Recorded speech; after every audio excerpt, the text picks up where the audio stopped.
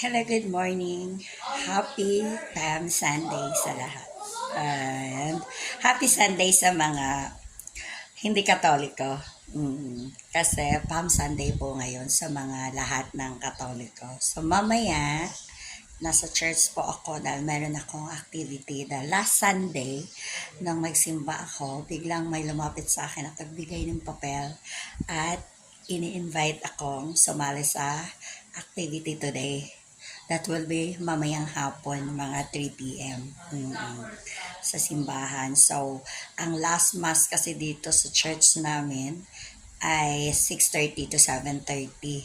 So, pupunta ako ng mga earlier ng 3 para doon sa activity na gagawin namin. Oo.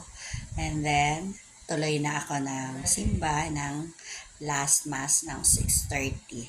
Oo. Kaya ngayong umaga, maaga akong bumili ng palaspas para ipa-bless ko. Dahil dito sa clubhouse namin, marami nakalatag dyan na palaspas. May mga nakalatag na palaspas na everyone can buy. Oo. So, bumili ako ng konti para ipa-bless ko mamaya.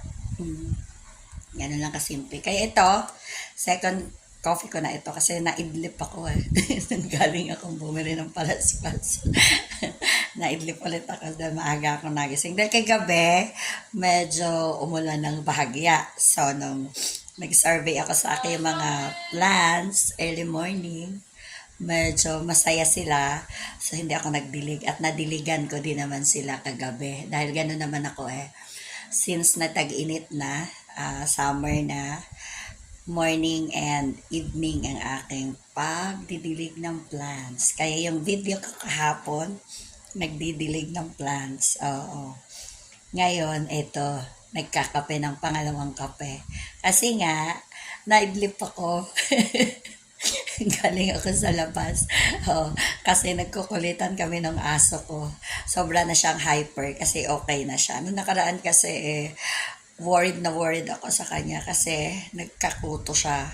Tapos naging matamlay siya. Ang ginawa ko, dinala ko sa vet. Sabi ng vet, ilang kilo na siya, timbangin. Ayun, tinimbang siya, 6 kilos pala siya. So, nag-reseta ang vet niya ng yung next guard na gamot para sa kuto. Mahal, 630, isang tablet yon. Buti na lang kusa niyang kinain. Hindi tulad ng ibang dog, sabi ng mga friend ko, mga may dog din, talagang sinusubo pa nila at dudurugin. Siya naman kusa niyang kinain. Kaya, magaling ang aso ko. Oo. Kaya ngayon, hyper na naman siya. Aga-aga kakulitan ko na naman siya. Kasi nasada ko nung nakaraan kasi pag kinukulit ko siya dahil ako, yun na yung ginagawa ko sa buhay eh. Kinukulit ko siya lagi. Oo. Kasi bully ako eh.